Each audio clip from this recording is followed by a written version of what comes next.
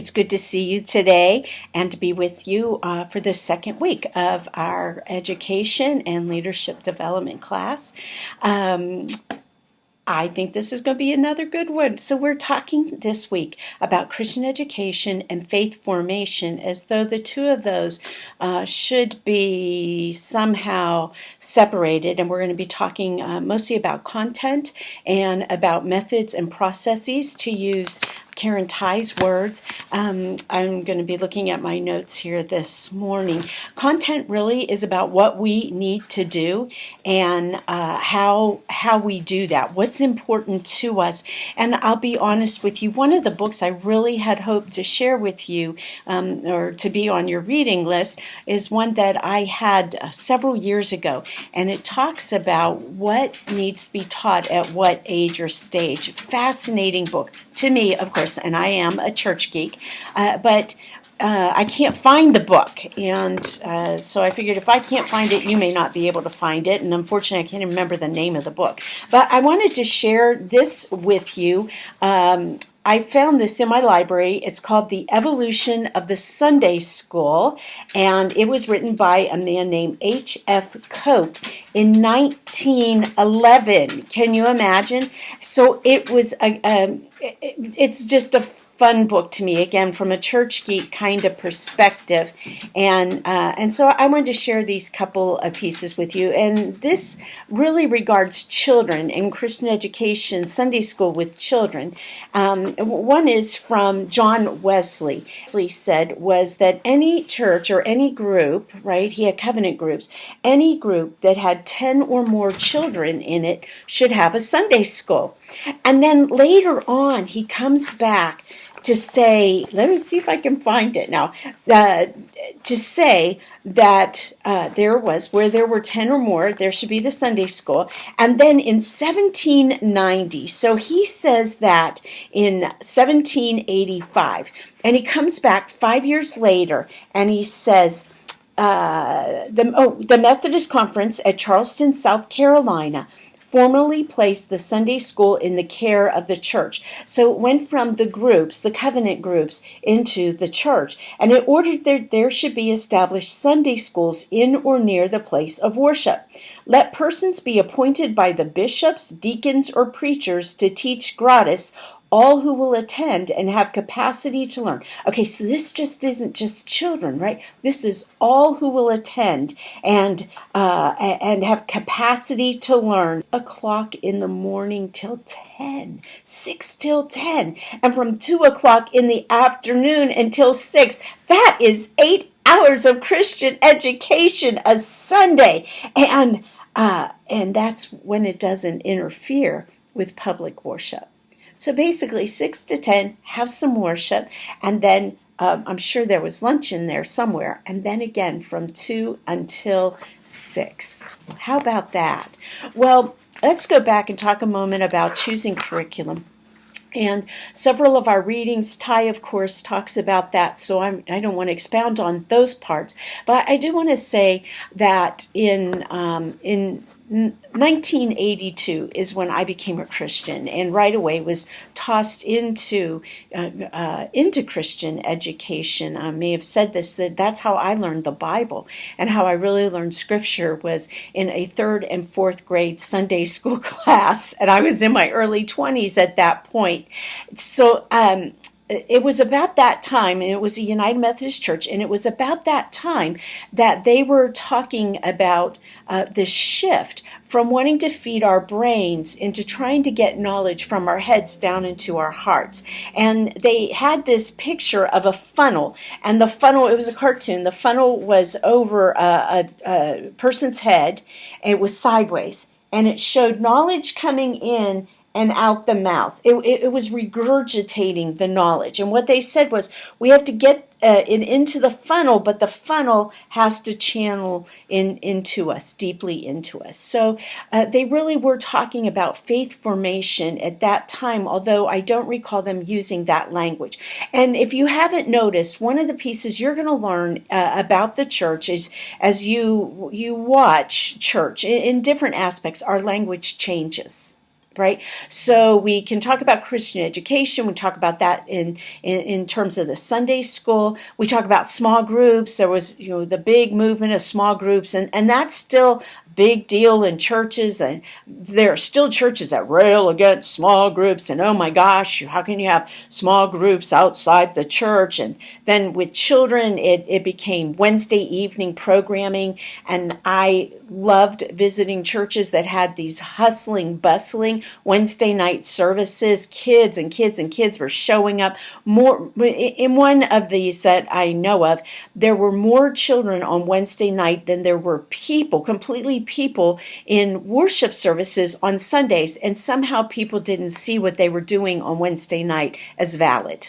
Amazing to me. It's amazing. So this language that we use, we've gone from talking about church revitalization to church transformation to church whatever it is. Transition is one of the ones that I like to use. And in the next few months, I'm going to be introducing yet another word. You've heard it here, not exactly first, but we're going to talk about, I'm going to be talking about and writing about the metamorphosis of the church as a way of thinking about transitions, transformation, renewal, turnaround, blah, blah, blah, blah, blah, blah. Okay, so we see these different pieces, this different language circling about, and so talking about Christian education, which obviously we still do a lot, to faith formation, and recognizing, as with the content of this course, and why the different denominations are seeing this topic as so important, is knowing that to have good leadership, right? To have good Christian leadership in our churches. And if you don't know this, just because someone's a great leader or a revered leader in the community doesn't necessarily make them a good church leader or a good Christian leader. Keep that one in mind.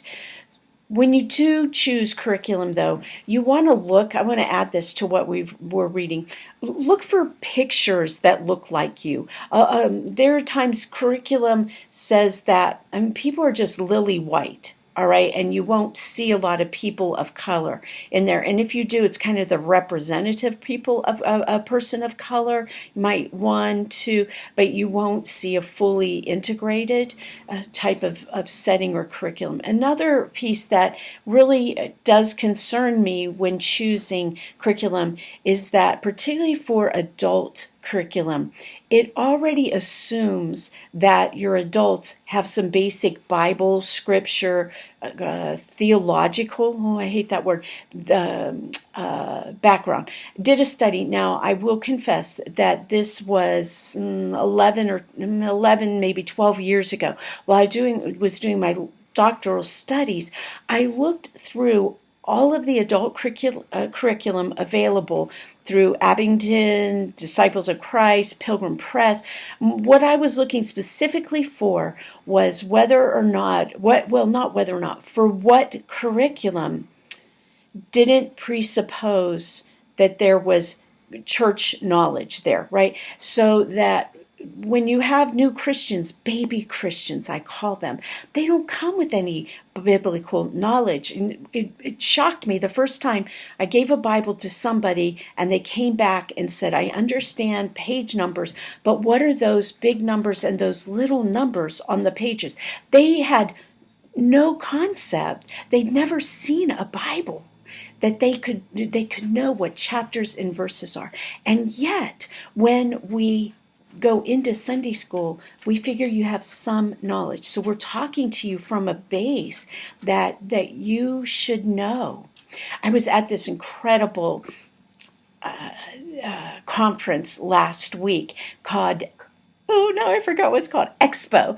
And they are looking specifically at new church development and discipleship. And they had all kinds of tables and booths out there, probably 100 or so of them. And and a lot of them were touting discipleship materials. Now, as we talk about Christian education and formation, discipleship is the current, I think, term, and has been for a few years now. And I do particularly like that, again, because of its leadership components. And we're going to talk more about that in a few weeks. Anyways, as we were looking at that, we were asking the questions and saying, hey, tell us about your discipleship. Is this going to be good for a not yet Christian, a baby Christian? And these 3 guys were there, and they were really excited about their material. It comes out of the church that they're at and that they serve.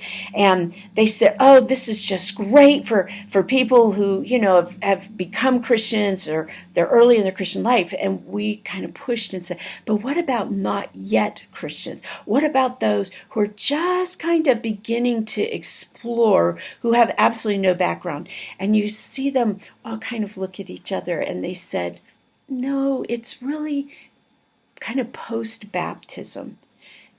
So look at that. If you're doing work with not yet Christians or with baby Christians, because again, we mainliners in particular, we don't think about that.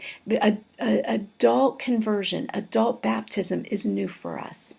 I want to go back for a moment. That study I did of all of that curriculum, only 3 had curriculum that didn't presuppose. And all of those were through Abington, and they were small group curricula. Okay, so keep that in mind when you're looking at curriculum. I want to read this quote to you too. So this quote comes again from my wonderful book about the evolution of the Sunday school, and this is a reading about children, a man named Robert Rakes. And here's what he had to say. And let me say why this is fascinating to me, is that already in 1911, there are problems with the Sunday school, right?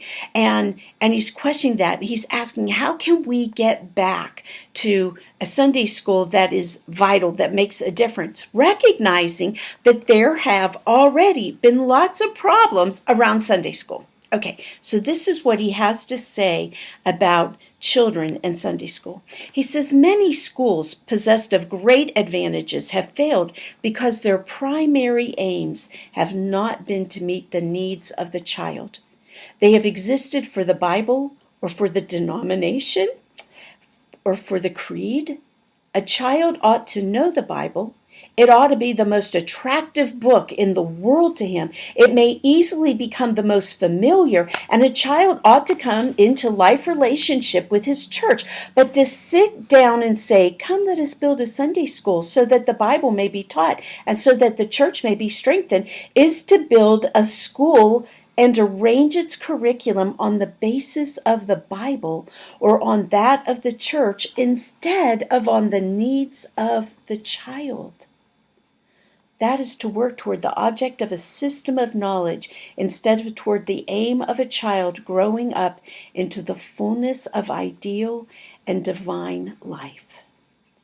But having the child as purpose and object, the Bible, the whole curriculum, the creed, and the church become the tools and means to serve this high purpose.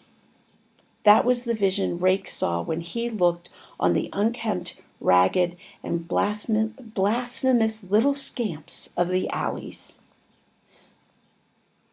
Through dirt and rags, through the stamp of bestial homes and vicious environment, he looked and saw the possible Christ child.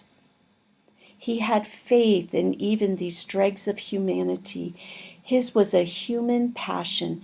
The methods for its realization worked themselves out later. It was helping children become the Christ child, for them to have the Christ child within them. That was the focus. And so it is with our adult education and our youth education. How are we doing that? How are we getting it from our heads down into our hearts? That's a question I want you to wrestle with, particularly as I read these articles and I read Karen Ty. I see it's all, and it necessarily has to be, but it comes down to the church, right? And I see all this happening within the context of the church, but it leaves out, to me at least, some of that personal piece. And it's easier for us to, I mean, come on. We're overworked already, and we're overworking our volunteers, our unpaid staff people, right? Those people who are pouring out their hearts. So we're trying to make this as easy as possible, right? We choose adult teaching curriculum based on no longer having to spend a week preparing for your Sunday school class, but what you can just, what is it called? Rip and go, that they can open the book and they move with it. I get it. I know it. That's the way I look at curriculum when I've been looking at curriculum for classes. How easy is it for teachers to use? How the rotation model, it's one of the reasons I love the rotation model. It takes planning, but you can get in there and it's simple. Not always easy, but it is relatively simple and it's good, solid stuff. And it touches children and adults in different ways. What would happen if we did adult rotation model? I think that would be absolutely awesome. Okay, so here's my caution. One of the helpful tools that you're going to read this week is the planning sheet that's from the Global Board of Discipleship Leadership Ministries. Okay, and it's called Planning Sheet, Planning for Christian Education and Formation. It's got this great planning sheet in there, but I want you to hold on till after this course before you grab on to any of these tools. I almost said, okay, I want you to use that tool to plan for your class, but I don't want you to. I want you to look, I want you to see. I'm going to give you lots of touches with lots of different information, different tools that you'll be able to draw on at some point in your ministry, maybe in your current ministry setting. But if you grab onto this, if you become really invested in this, then you might say, oh, I don't want to try that later on, or I don't even want to think about that. I've got the tool, even though the other tool might be better for your setting. So just know that some of these pieces are tools I want you to see and look at, to draw on, because I do want you to eventually use them. Okay, give me a second to look at my notes, see if there's anything else that we need to cover real quick here. I think we've got it all. All right, have lots of fun with the readings, with the discussion. Last week was fabulous.